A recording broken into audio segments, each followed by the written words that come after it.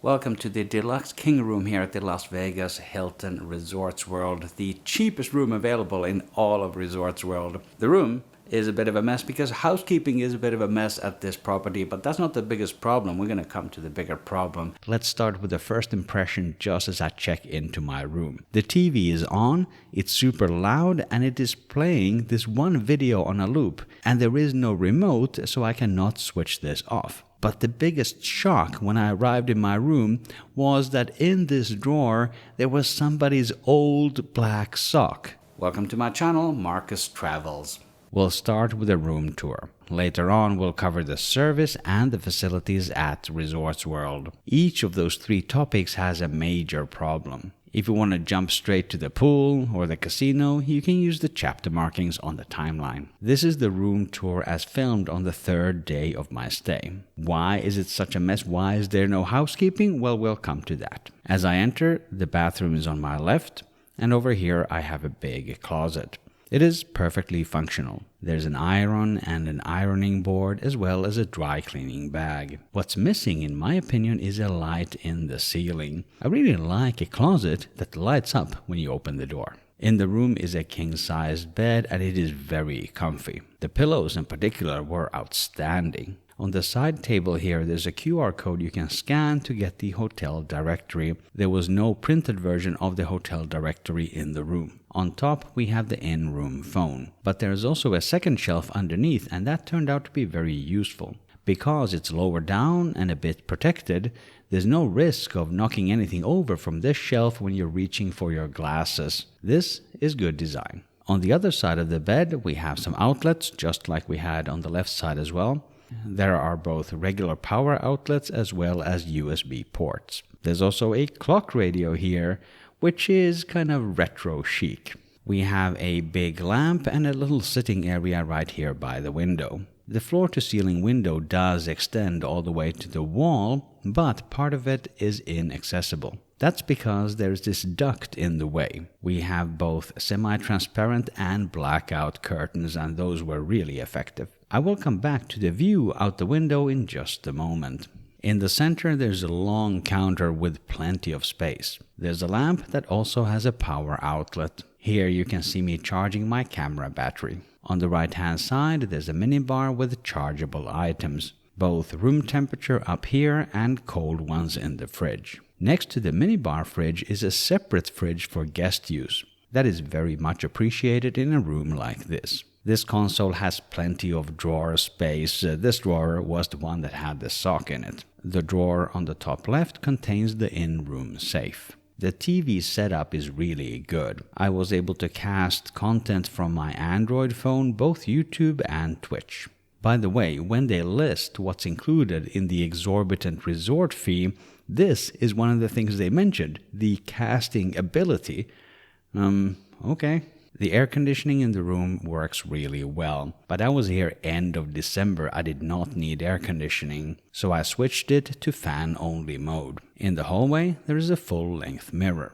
A few of the most notable pros of this room include the comfortable bed, the extremely comfortable pillows, as well as the fact that I can connect my smartphone to the TV there behind me with Chromecast. You can actually see that I'm streaming one of my favorite Twitch streamers right there. That's Gordon Shumway, great content creator. One aspect that strikes me is that this room is not designed with accessibility in mind. One example of this is these tiny light switches. These may be difficult to operate if you have limited mobility. The room has almost everything you would want except for tea and coffee making facilities. I'm not expecting necessarily an espresso machine, but just a hot water kettle and some instant coffee and some tea bags would be really nice. I would expect to find that even in a cheap Ibis or Mercure hotel. I think it's a real oversight that that's not available here. Before we check out the bathroom, let me welcome you to my channel, Markus Travels. I paid for this room myself so that you get a non-sponsored and authentic travel review. In the bathroom, the first thing that you notice is that the door does not open completely. This is a defect in this particular room. And this turned into an actual problem, but it's a little bit difficult to explain on video. What happened to me several times was that when I was exiting the bathroom, I kind of threw the door open to its maximum, but because it didn't open as much as I expected, I actually ended up walking into the door. This is just an unfortunate consequence of the door not having the range that you expect. The garbage can is full because housekeeping is not great, and we will get to that. One nice touch is that there is a picture on the wall. In the center there is a huge mirror, and the whole room is really well lit. There is plenty of counter space here as well. And I really liked the soap and lotion on the countertop. As we enter the shower, there is a sturdy bar to hold on to if you need it. The shower has both a rainfall nozzle up here and a handheld shower here. You control which nozzle is used by turning this handle. And all of it is in this gold color. I suppose it looks fancy. Along the wall we have more of these Mojave Ghost amenities. I really like these.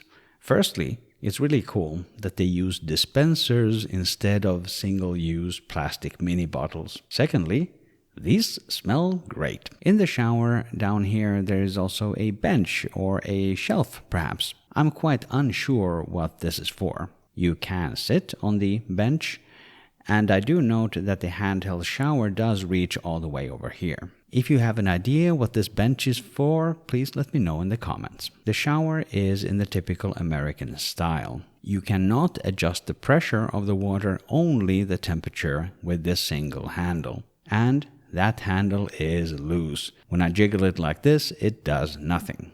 This room has a really nice view of the Las Vegas Strip.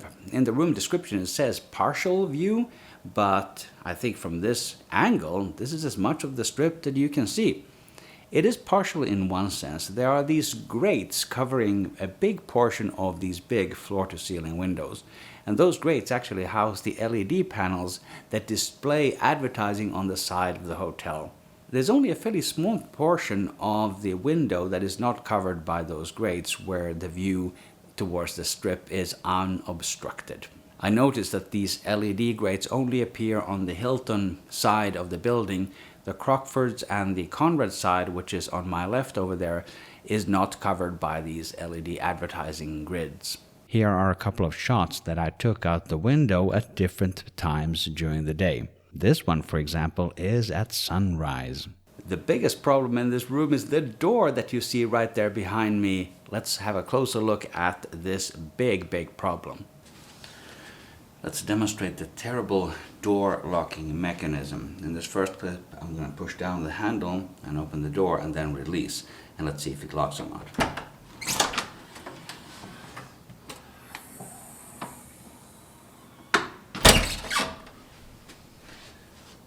As you can see, it even bounced back a little bit, and that means that without pushing down the handle, I will be able to open this. Same thing here. Once more time.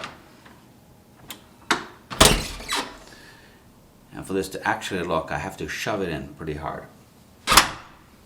When you hear the click, that means that the door is actually now locked. Now, if I try to pull it open, it doesn't work anymore. But that is just terrible security, Hilton. Very, very bad. I don't know if this is a design flaw or if this is a maintenance issue. But this is not acceptable, Hilton. I mentioned at checkout that the door doesn't lock, but they barely reacted. Now let's talk about the other big problem, the housekeeping, while we look around Resorts World. Now clearly, there should not have been a sock in the drawer when I checked in. That's obvious. And there should have been a remote for the TV. So right after I arrived, I called guest services. They didn't even have a human answer the phone. I had to explain my problem to a bot. I mentioned that I have a housekeeping problem, and the voice told me that somebody from housekeeping would come. They didn't tell me when. Then the bot asked, "Is there anything else you need?" I said no. And that's when they connected me to a human person. I explained my sock problem again, and I also asked them to give me a remote for the TV. They did send somebody over later that night, but there was no sense of urgency that I could detect. On the second day, housekeeping knocked on my door around 9 a.m. I was still in the process of getting out of bed. I asked her to come back later in the afternoon, but she never did. So no housekeeping on the second day. On the third day in the morning, I noticed that they had the housekeeping carts outside in the hallway. I asked one of the housekeepers if they do plan to clean my room today. And he said, yes, I will clean your room once I'm done with this one. He never did. Now, it's possible that I handled this situation wrong. Maybe I should have called the housekeeping manager instead of talking to the individual team member. Or maybe I should have tipped him as soon as I spoke with him. I really don't know. I thought that the best practice in the US was to leave a tip for the housekeeping in the room. So during the whole 3-night stay, the only housekeeping that I got was on the first night when there was an issue. I know that I'm not the first person to say that the Hilton at Resorts World has a housekeeping problem. I can just confirm that this is the case. When I arrived, the check-in process too was a mess. In the reception area, they really advertised this concept of the digital key. You can skip the line and load the key onto your smartphone instead. So instead of standing in line at check-in, and it was a long line, I downloaded the app. I spent all this time setting it up and logging myself in, finding my reservation, but then the app tells me that I still need to go line up because they need to do an ID check. All that time I could have stood in line instead. Once I got to the check-in agent, I did enjoy a nice conversation with him. He asked me if I want 2 keys or not, and I said no, 1 is enough. He said, I like your confidence. I had no idea what he meant. But I asked, what do you mean? You have confidence in my inability to find a date that might need a second key? He just said, oh no, that's not what I meant. And he did explain that he actually meant that so many people are partying, they might lose one of their keys. But I think my interpretation was funnier. Opposite the check-in desk, there is also a concierge desk, at least in theory. But during the 4 days I was here, I did not see anybody there even once. Once I had gone through the ID check, I did get my digital key on my phone, and it actually worked really well. With my phone, I was able to access the elevator and open my room door. After this trip, I stayed at the Hilton at LAX, and the same digital key system worked there as well. Resorts World has 2 towers that house the 3 individual hotels. They have certainly made one weird design choice. They don't have automatic doors. You actually have to pull the door open yourself. For a new resort in a developed country, that is unexpected. In the reception area, there is a model of Resorts World. I really like this. The central part of the complex houses the casino. Compared to other casinos that I've visited that have been very depressing places, this one, to me, looked lively and welcoming. I only played $20 on the slot machines and came out with $33, so a net positive on this visit. One of the main dining options in Resorts World is Famous Foods Street Eats. This is kind of like a food court inspired by the street markets of Southeast Asia. The footage you're watching, I filmed this outside of the main meal times. But usually this was really busy, people seem to love it. You order on these touchscreen kiosks. But I did not. Because to order, you have to enter your phone number to get your receipt and your queue number. And you should not be giving out your personal information willy-nilly. Luckily, there is a McDonald's just down the street by the Las Vegas Boulevard. I will show you what I actually ate at Resorts World in just a moment. But first, let's continue the tour. I like how these elevators teleport past floors 40 to 49. Maybe those floors don't exist. The pool area here at Resorts World is deserted. A, it's December 26th, I'm recording this, it's cold outside, and B, most of the pools are closed, and C, it's only a few minutes after 9 and the place opens at 9, so I managed to get here before the crowds, if there are any at this time.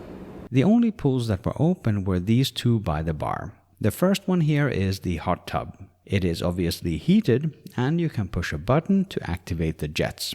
The one next to it is also heated, and it got quite busy later during the day. I was here filming at 9 o'clock before any guests had arrived. A few of the guests were actually swimming laps in it. They had to be very synchronized to make that work. There is not a lot of space here. The fact that the pool was so busy indicates to me that there would have been demand for more of the pools to be open despite the winter weather. On a brief side note, close to where I live in Switzerland, we have an indoor-outdoor water park. All 4 of their outdoor pools are open year-round. Just a couple of weeks ago, I took a nice swim in snowfall in the delightfully heated water. A new resort in Las Vegas should be able to do the same for their guests. One benefit of this area is that you can check out all those cool adverts that they're running on the side of the hotel. You can see the Christmas decorations with the Coca-Cola advert there. I think it looks pretty cool. In this shot, you can see how little of the windows are left unobstructed by those LED panels that we talked about before. The pool area is shared by all 3 hotels at Resorts World, except for the infinity pool, which is only for Crockford's guests. I think that too was closed on this day. I guess it also makes sense that they're running the ads only on the Hilton wall of the hotel, that is the more mid-range of the hotels here at Resorts World, whereas the Crockfords and the Conrad, that's a little bit more high-end, maybe it's not suitable for running ads on the wall. The pool hours were from 9 to 4, which I think is pretty limited. All pools would be open only beginning in March, they told me. Nonetheless, a pretty nice pool area here at Resorts World. Some of the other facilities in Resorts World include a theater, a Starbucks, and a sports book. You also have direct access to the Vegas Loop, you know, the silly Tesla tunnel. And look how excited I was to check it out. Welcome to Resorts World, and specifically the District shopping mall complex. You can see the mini sphere there behind me, but in front of me is the entrance to the Vegas Loop. Let's check that out. But no, it was closed. Now let's get back to the food. As mentioned, I stayed 3 nights at the Hilton in Resorts World. I had breakfast here 2 of the mornings. Both of them were very disappointing, and I will explain why. The first morning I tried this eggs place called Suns Out, Buns Out. But my breakfast was served in a plastic box with the juice in a plastic cup with disposable cutlery. For a high-end resort, this is pathetic. The second morning I tried the Doghouse Saloon, which is kind of a sports bar. And here too, plastic cups, disposable cutlery, that is outrageous, both from an environmental perspective and from a service quality perspective. A place like this has to use real glass and flatware. The service at the Doghouse was extremely inattentive. After I was done, I was waiting 15 minutes for my bill, but it never came. At the end, I just walked over and paid at the bar. If you're getting value from the video, please hit the like button. Thank you for doing that. Let's come to my recommendation about Hilton Resorts World and the value for money. Including taxes and resort fees, these 3 nights cost me $508. I booked this on Hilton.com, and the resort fees of $45 per night were clearly disclosed. If you're going to be running this kind of resort fee scam, at least this is a nice way to present it. So would I stay again at the Las Vegas Hilton at Resorts World? Well, there were big problems with the housekeeping and with security. But, and I'm not sure if this came through in the video so far, the vibe of this place was nice. I got very comfortable sleep. The facilities at the resort are solid. Everything is in great condition. So I could actually imagine staying at Resorts World again. Click or tap the screen right here to watch my video about JSX, the semi-private jet that I flew to here in Las Vegas. Thank you very much for watching. Markus travels today, and I will see you in the next video.